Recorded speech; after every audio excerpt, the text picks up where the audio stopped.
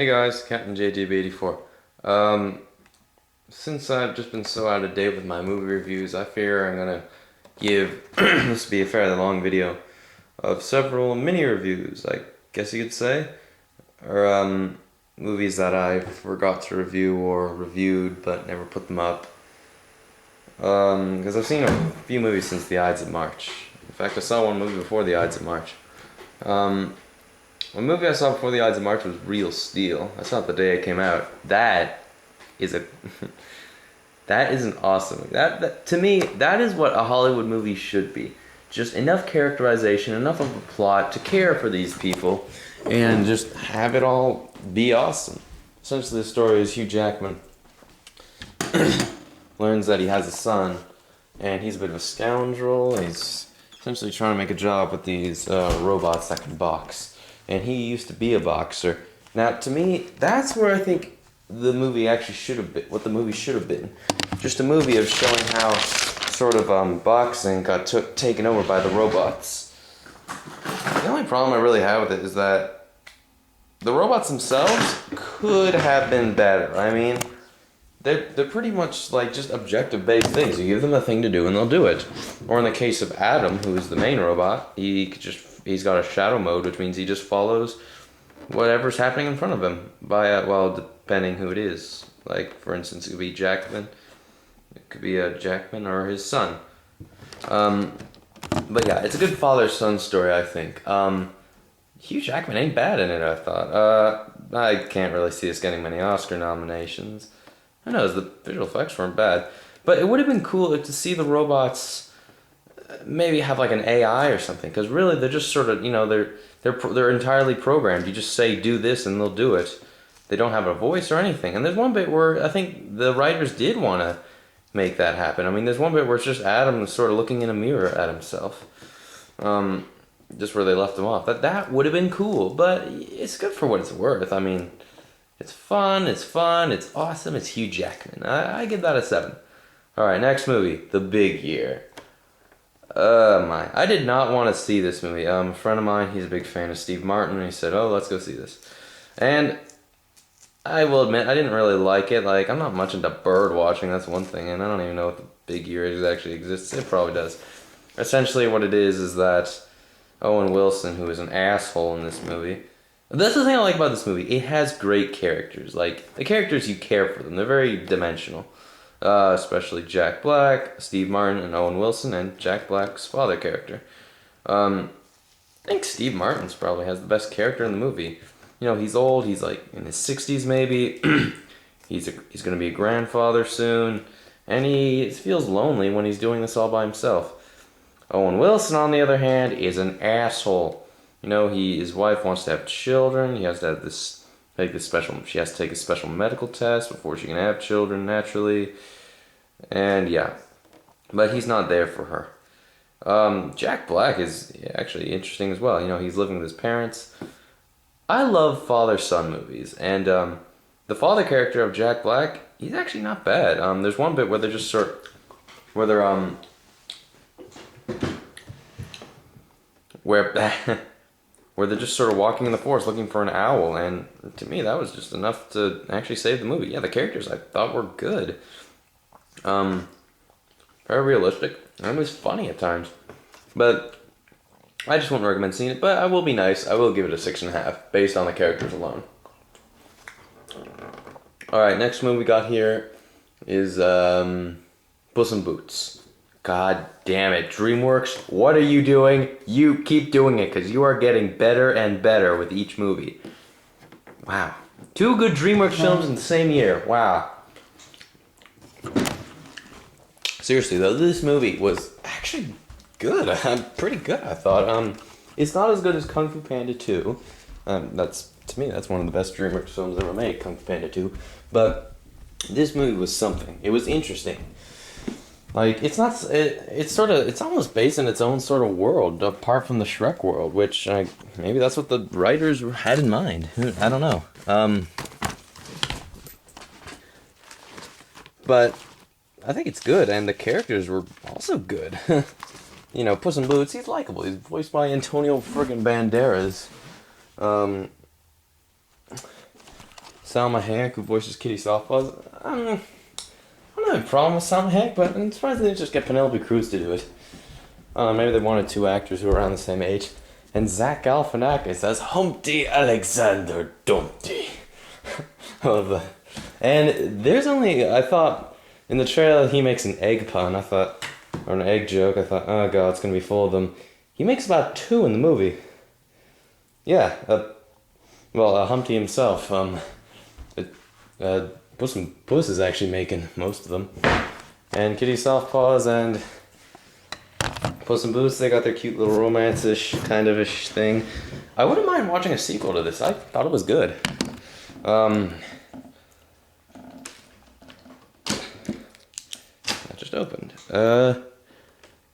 But yeah, I thought it was good. Fun to watch, and the 3D. I don't know what DreamWorks is doing, but they're just getting so good these days. I mean, yeah, they'll keep making sequels till the cows come home, but keep at it. It's getting good. Hold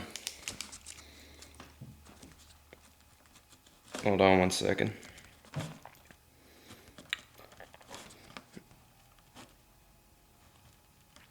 Okay, the next movie. I was gonna make this a separate review on its own, but Moneyball. Wow, this was impressive, I must admit. Never knew Brad Pitt could act that well. When this movie first came out, everyone was praising the hell out of it. I thought, wow, is that good? 96% Rotten, 95% Rotten Tomatoes. Roger Ebert gave it 4 stars. A.O. Scott gave it 4 stars. I think everyone's just saying, oh, it's a great movie. So I thought, oh, I'll watch it. So I finally watched it and I thought, wow. I mean, I'm not really big into any sports or baseball, so I don't really know how managing works for baseball. But essentially, Brad Pitt plays Billy Beane. This is all based on a true story. The Oakland Athletics, I think. He has only about $40 million to make a baseball team. So he then gets Jonah Hill. Jonah Hill comes, and with all these stats of various underrated of just players in general. Just all their stats, how hard they hit the ball, how fast they run, all this. And how much we can get each player for. So yeah. And Brad Pitt's character, Billy Beane, he's an interesting character. I mean, he's divorced, he's got he sees his daughter every 2 weeks or so. He wants to look out for her, but he's a bit of a scoundrel at the same time. I mean, at times you think he wants this baseball team to work, but at times it seems like he doesn't really give a shit about it and would rather do something else, which makes his character very interesting. And there's one bit where he says, where it's the first game, he's like, oh, I don't watch games. He says that to Jonah Hill. I'm just like, okay, interesting.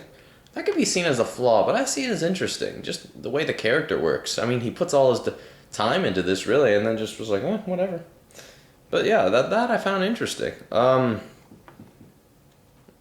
guess that's all really and that's all I can really say. I think that was good. I like Moneyball. I'm gonna give that a 9 actually. I was gonna give it a 9.5 actually, but there's a few problems there, and just a couple problems, and some bits there kind of bug me. But I think for what it's worth, it's pretty good. That's gonna get a 9. Puss in Boots is gonna get an 8, and I think there was one other movie I saw. I'm trying to remember.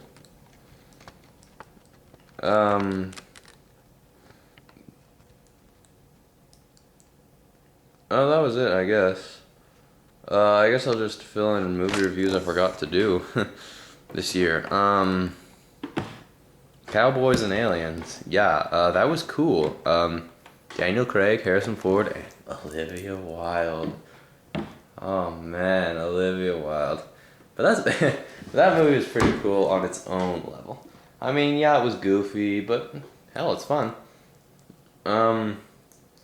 But yeah, essentially the story is Daniel Craig just wakes up some field in Arizona with some metal thing on his hand, and he's just a badass. I'm a badass. And yeah, then Harrison Ford comes in, then the aliens come in, and Olivia Wilde's apparently an alien. No joke, but she's hot as an alien. You know, they don't get much skin. She wears this weird thing. She just, her first scene, she just like, boop, I'm here. I think she's like Maxim 2001, #1 on the Hot 100 list or something. I don't know. Don't ask how I know that. Alright, next movie that I missed this year. Super 8. No. I never reviewed Captain America. Hannah. That was also a good one. That's gonna get an 8. Cowboys and Aliens gets a 7. Yeah, Hannah was interesting. Just a character who's never seen the world, just interacting. That I found impressive, actually. And Saoirse Ronan, she's a great actress, I thought. Yeah, and I like the director. He did Atonement, which I consider a masterpiece. Great score, it's great acting, and yeah. Okay, now the final movie I forgot to review this year, which I actually have recorded and stuff, but I think I lost it. Bad Teacher, or just bad. Sorry, this movie was just bad, and I don't like Justin Timberlake. I'm sorry, okay, yeah, he was acting his ass off in The Social Network, but here he's just like, I hate slavery.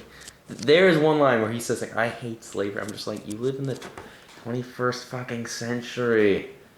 And yeah, there's boobs in the movie, like huge black boobs. That's kind of racist. I don't know. Racist. I don't know. It just didn't come across as funny. Jason Segel is alright. Cameron Diaz, I don't know. She's on and off for me. I mean, sometimes she'll be in a good thing or the next Shrek sequel, mind you. But, I don't know, I didn't like it. A friend of mine, he said he thought it was hilarious, but he agrees with me on Justin Timberlake. I guess that's all really the mini reviews I have to do. I mean, I still have so many movies left to watch before the year's over. Our J. Edgar was crap, The Rum Diary was crap, and Anonymous was crap. Which sucks, because I wanted to watch all those 3, but who knows, maybe I'll watch them anyway. I think these are all I kind of have them written down, just on a quick little list. But at the end of the year, I'm going to go down, just go like when I finally see War Horse, I guess, or maybe in the new year I'll say which my 10 favorite films of the year were. But yeah, I think those movies I saw were all right. I mean, Big Year wasn't very good. I mean, it was alright. Characters were good. Bad Teacher was stupid. Real Steel was cool. Moneyball was awesome.